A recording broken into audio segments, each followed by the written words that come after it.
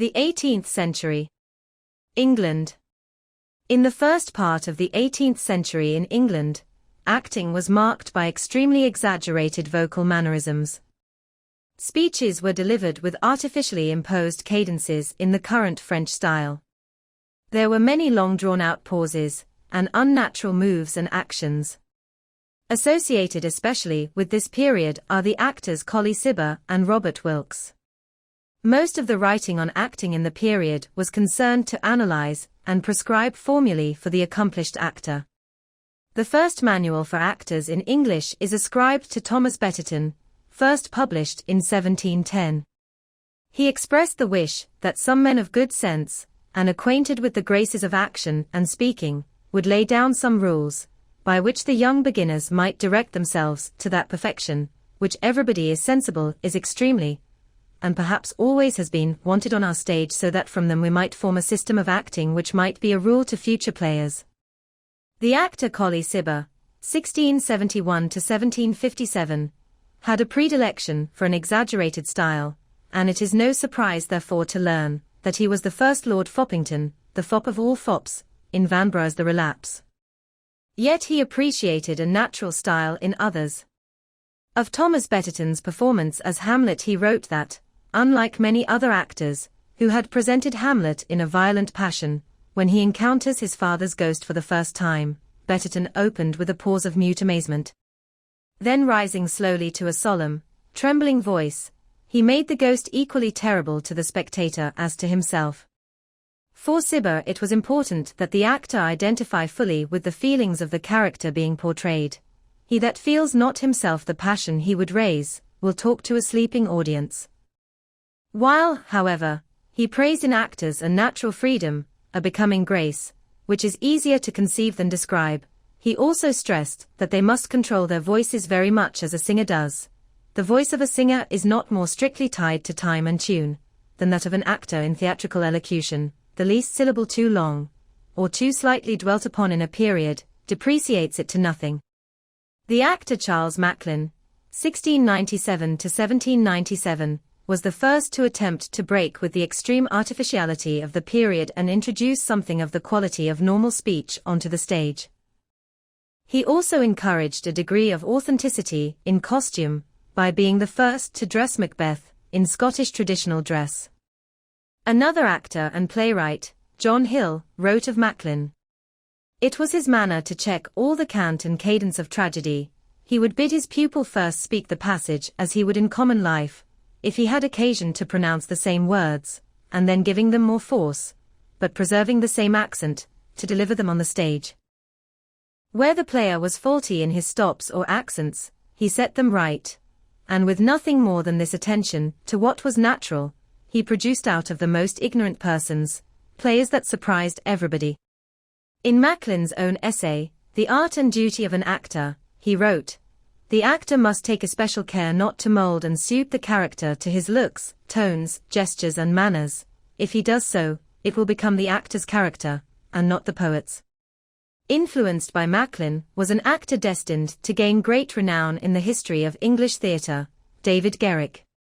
Though he may not have been as naturalistic as Macklin, he did attempt to train those talented actors he gathered around him to develop a more natural style of acting, while being concerned for good posture and graceful movement. He also indulged himself, however, in lengthy, drawn-out emotional scenes, which were apparently very powerful. One of the most precisely detailed and evocative descriptions of his acting can be found in the writings of the German philosopher, scientist and wit George Christoph Lichtenberg, who was enthralled by his performance as Hamlet. His whole demeanor is so expressive of terror that it made my flesh creep even before he began to speak.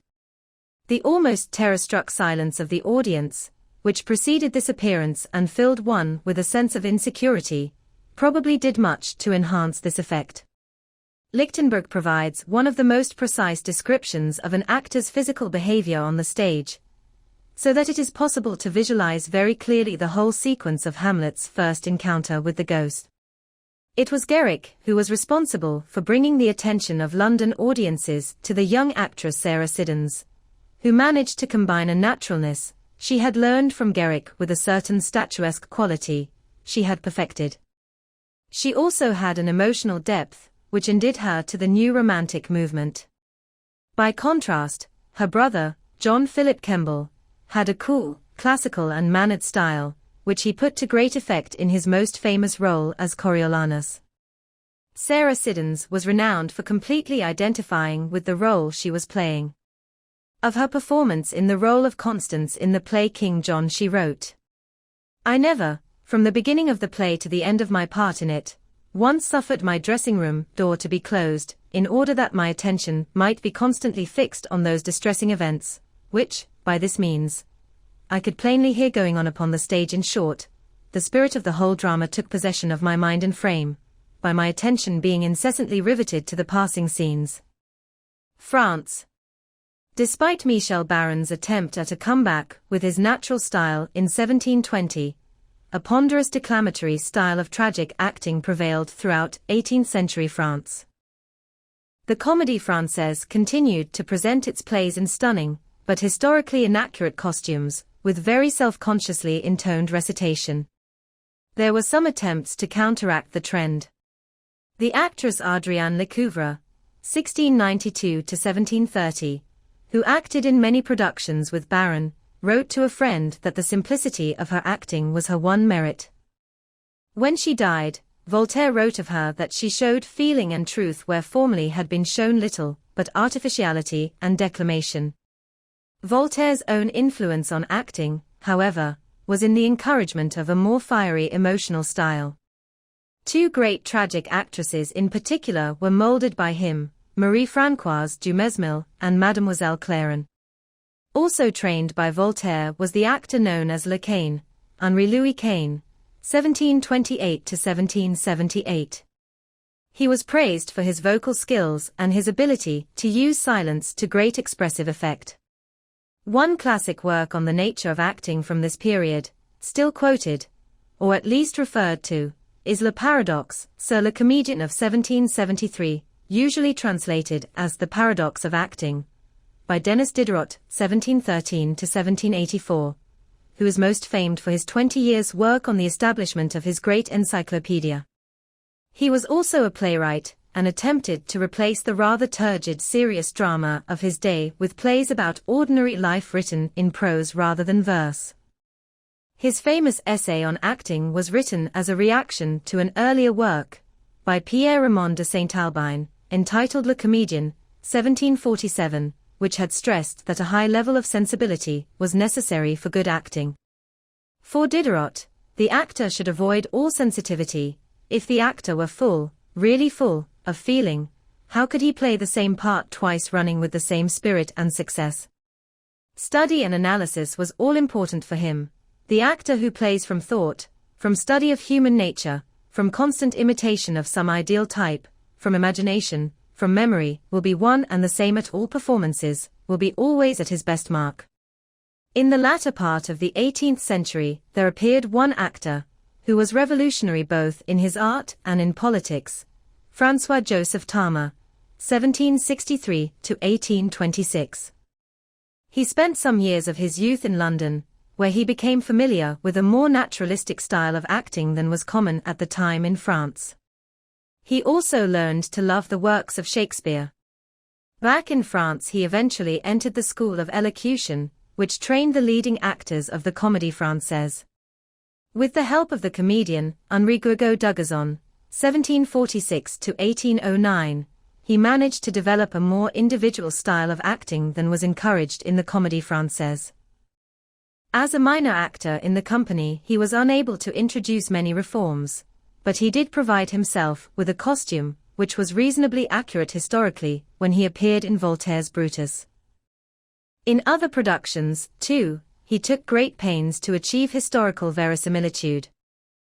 But, as a Republican he and a few others, including Dugazon, were at odds with most members of the company, who were royalists. Finally, Tarma, Dugazon and a few others left the company to start a rival one of their own. In 1791, the National Assembly gave every citizen the right to set up a theatre of their own and perform plays. At last, in the new Le Théâtre Français de la Rue de Richelieu, later called simply Le Théâtre de la République, Tama was able to start implementing some of the reforms he desired. His company was eventually reunited with the Comédie Française in 1799, but in his new theatre. He was highly regarded by Napoleon, who arranged for him to perform in front of the crowned heads of Europe. His life ended sadly, because he felt that he had never been able to act in a play which enabled him to fulfill his ideals of natural acting. He complained to Victor Hugo, "The actor is nothing without a part, and I have never had a real part that was at once tragic and everyday, at once a king and a human being. Truth in the plays was unobtainable. I had to be content with putting it into the costumes. No one knows what I might have been if I had found the author I was seeking. As it is, I shall die without once having acted." Germany. In the early part of the 18th century, there was a move in Germany towards imitating the highly stylized declamatory style of the contemporary French theatre. The leader of this movement was a writer and academic at the University of Leipzig, Johann Christoph Gottsched, 1700–66. His ideas were espoused by the actors Carolina and Johann Neuber. Carolina stressed the importance of thorough rehearsals and introduced very elaborate costumes, but their productions were never popular, with the public clamoring for the ever-popular farces featuring the comic figure of Hanswurst. The great dramatist and theorist Gotthold Ephraim Lessing had his first play staged by the Neubers. In 1753, Konrad Eckhoff, 1720–78, made the first attempt to establish a realistic style of acting in Germany by setting up an academy for actors. He expressed his philosophy thus: "Dramatic art is copying nature by art and coming so near up to it that semblance is taken for reality, or to represent things of the past as if they were just happening." Together with some local citizens, Eckhoff also founded the Hamburg National Theatre, with the aim of promoting high-class dramatic productions of works by not only German, but also foreign authors. Lessing was appointed the official critic of the theatre, and published regular theoretical essays in a periodical sponsored by the theatre. These were finally published as the famous Hamburg Dramaturgie. In this, he endeavored to analyze acting on the basis of Eckhoff's natural style of performance, but only a small part of the final work is devoted to this. He was particularly concerned to stress that the actor should understand the meaning of the words and also that he should embody them with his own feelings. He must convince us by a firm assured tone of voice that he is penetrated by the full meaning of his words. Yet how far is the actor, who only understands a passage, removed from him who also feels it? In the 1770s, the young actor Friedrich Ludwig Schroeder came to the fore. He became essentially an actor-manager, and was the first to perform many of the leading roles in plays by Lessing and Goethe, amongst other important writers. It is reported that he was passionate of nature and revolutionary in spirit. He rejected the artificiality of style associated with the French theatre, and brought to the stage a forceful realism in, for example, Gotz von Berlichingen, an early play by Goethe in his Sturm und Drang period. Between 1776 and 1780 he also produced 11 plays by Shakespeare, and although he chopped some of them about a bit, his interpretations were considered stunningly realistic. He developed true ensemble acting and a sensitive approach to rehearsing, reading plays through with his company, and suggesting possible characterizations. Unlike many actor-managers, he was also willing to play minor roles in many of his productions, such as the ghost in Hamlet. Another actor, who gained particular renown in the 18th century, was August Wilhelm Iffland, 1759–1803. He had trained under Eckhoff, but came to prominence at the Mannheim National Theatre under the great theatrical entrepreneur Baron Wolfgang Heribert von Dalberg. His fame was based on his own plays as much as his acting. He combined realism with considerable artifice when it suited him, and played the major roles in the first productions of the plays of Friedrich Schiller, who was closely associated with the Mannheim Theatre. The towering presence of Johann Wolfgang von Goethe also made itself felt in the theatre, and not just through his plays. During the period from 1775, when he was the leading cultural figure in the Duchy of Weimar, he not only wrote, but also directed and acted in many plays at the Ducal Theatre, largely an amateur affair.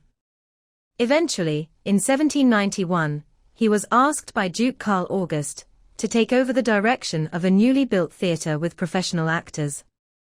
For 26 years he reigned supreme in this small theatrical world. In his mature years, his aesthetic ideals were those of classical beauty of form and harmony.